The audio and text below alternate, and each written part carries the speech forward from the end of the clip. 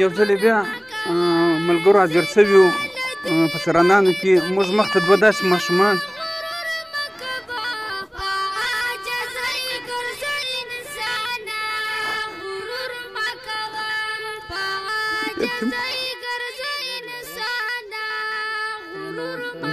دا یتیمان دي دلته ولاړ دي پلار یې مړ دی د دغه اول به څوک تر ته درسي دا به موږ رسو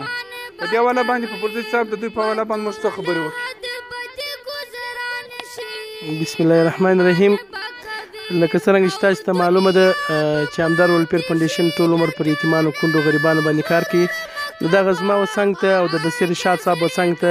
چې کوم یتیمان ولاړ دي دا داسې یتیمان دي داسې غریبان دي چې د ماښام پر ګوله باندې زه قسم واخم والله بالله واخم زه نه په حسینس کېږم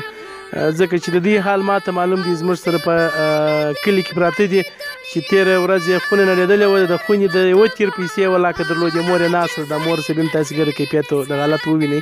چې دوی ما تېر اختر کې دغه ته بوته څپلۍ ته دوی پر د اختر په ورځ پاپړي چپلکان نیول په پښو کول یې زموږ د هغې نه په پښو کېنئ. کوټ یې تاسې په خپله وینئ نور حالت چې تاسې ووینئ کور ته یې څوک ورسي سرای وویني د همسایتوب په سرای کې پراته دي بیا هغه چاته حال معلومېږي چې واقعي دا غریبان دي او یتیمان دي او د خیر و خیرات مستحقین دا دي. نو د حضرت رسول اقدس صلی الله علیه وسلم مبارک حدیث دی وایي څوک چې د کونډې او یتیم سرپرستي کوي دا خپلې دوې ګوتې داسې نیولې دي په ورځ د اشرګاه به وایي زما سره داسې ملګري. او بل یو حدیث راځي وایي ښه د کورونو کم کور دی وایي ښه کورونو د کورونو هغه کور دی چې په هغه کې یتیم وي او د یتیم سره ښه رویه کېږي نه دی. نو اوس که ته هم څه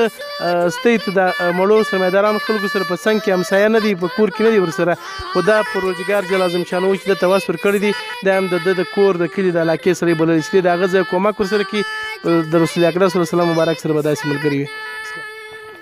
یقینا بالکل دغه رقم دی ملګرو موږ د غریبه د دا رقم مسکینانو یتیمانو اواز تر دوی درسو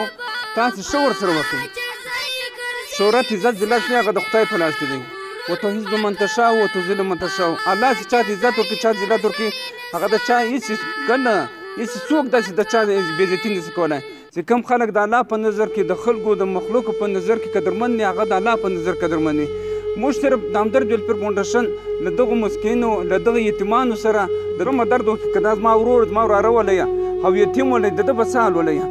موږ دا مرسته ورته کوو موږ راشن راوړی دی تاسې ورسوئ په پرځای صاحب یې کور در وښئ کور یې در وښئ چت یې نړېدلی دی یا پلار یې مړ دی یتیمان دی تاسې وراسئ موږ به نمبر هم درکړو تاسې مرسته ورسره وکړئ په والله زه قسم درته کوم په اوداسه ولاړم موږ صرف د دغو ماشومانو د دغه یتیمانو اواز ته درسو تاسې ښه ورسره وکړئ په پرځای صاحب یې کور در وښئ په سرانان کې زه له لورلۍ څخه راغلی د لورلۍ غریبانو سره یتیمانو سره معذورانو سره موږ مرسته کوو موږ دا قسم کړی دی په چیلنج مو ویل دی نن هم په چیلنج باندې هم داسې ناچکزي صوبایي صدر دی نن هم زه چیلنج ورکوم 0334 ما نمبر دی